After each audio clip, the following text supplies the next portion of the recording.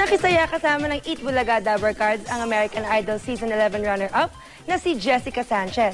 Nakipag-duet pa siya kay Alan Kay. Binigyan naman ng special gift ng EB Dabber Cards ang dalagitang singer. Mula sa Taguig, makichika tayo live kay Nelson Canlas. Nelson? Lalong umiinit ang American Idol fever sa ikatlong araw ng grupo dito sa Maynila. Tinagsa ng fans ang Eat Bulaga nang bisitahin kanina ng half Pinay American Idol na si Jessica Sanchez. Kasamang dumating ni Jessica sa studio ang boyfriend at AI Season 11 co-finalist na si DeAndre Brackensick.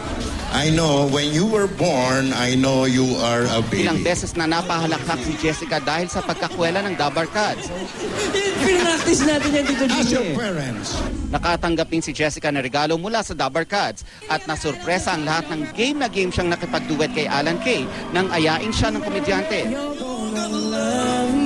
Hindi ko nga inisip na papatulan niya yung hamon ko eh. Sabi ko, I can do Jennifer Holiday. Can we do a bit of, and I'm telling you, tapos okay lang sa kanya, cute. Inaamin ko na i-starstruck ako kanina. Isip, paano ko siya interview na i-starstruck ako? Kasi idolo ko yan eh.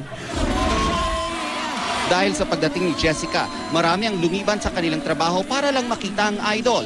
Isa na rito ang premyadong fashion designer na si Frederick Peralta. I'm so proud of her. Yes, para lang makita talaga siya in person. Kahit walang picture, basta okay lang makita ko in person. Okay na, solved na ako. Bukas nakatakda ang sold-out concert ng American Idol World Tour sa Smart Araneta Coliseum. At yan muna ang huling kaganapan dito sa McKinley Hill kung saan naganap ang meet and greet ng American Idol. Andrea? Maraming salamat, Nelson Canlas.